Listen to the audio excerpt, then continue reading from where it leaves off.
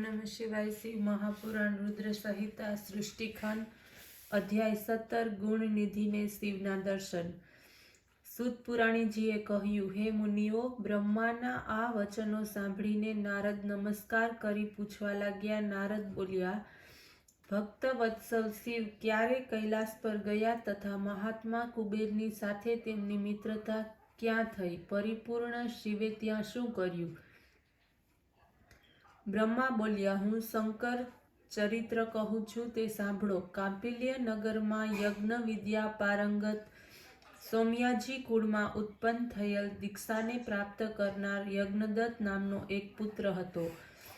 આ બ્રાહ્મણ વેદ તથા વેદાંગને જાણનાર, વેદાંત વગેરેમાં ચતુર, રાજલોકોને માન્ય, બોલવામાં ચતુર તથા કીર્તિવાળો હતો. તેને ગુણનિધિ નામનો પુત્ર હતો.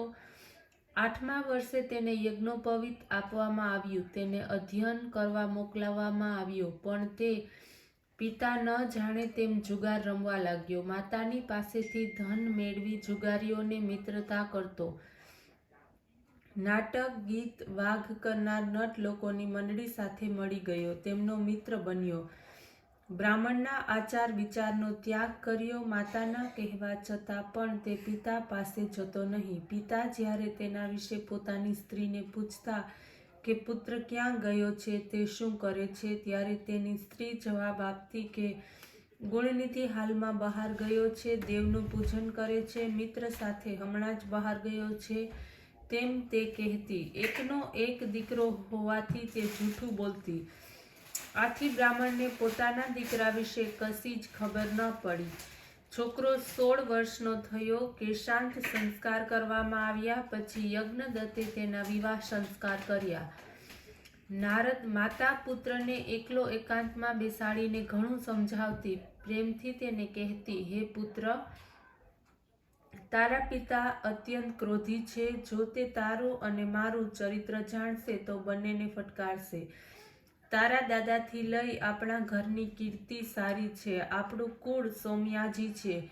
તારા પિતા ક્ષોત્રિય સારા કર્મ કરનારા છે. માટે તું કુસંગી છોડી દે, તું તારી નઠારી છાલ છોડી દે, સાધુજનોના સંગમાં પ્રીતિવાળો થા, તું પિતાની ભક્તિમાં તત્પર થા. હે પુત્ર, જ્યારે રાજા તારી આ શ્રેષ્ઠતાઓ જાણશે ત્યારે તારા પિતા ઉપરથી તેમની શ્રદ્ધા ઓછી થશે. આ પ્રમાણે અનેક પ્રકારે તેને ઉપદેશ આપવામાં આવ્યો, પણ તેણે એક વાત ન માની, કારણ કે તે પોતાના વ્યસનમાં જ આસક્ત હતો.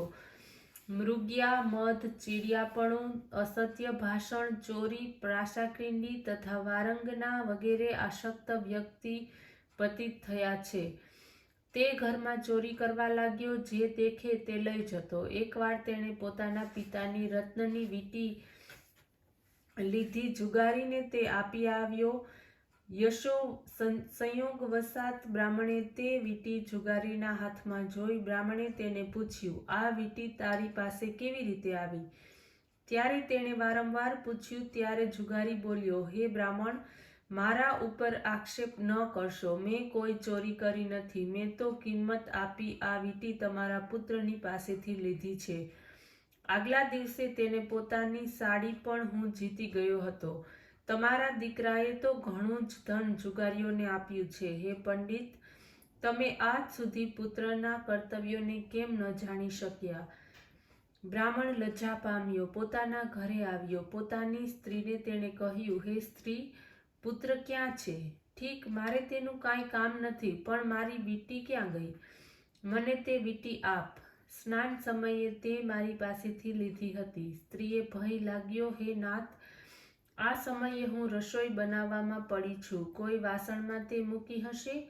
અત્યારે અતિથિઓના આગમનનો સમય છે. આ ધમાલમાં મને તે યાદ નથી કે મેં એને ક્યાં મૂકી દીધી. સ્ત્રીએ કહ્યું.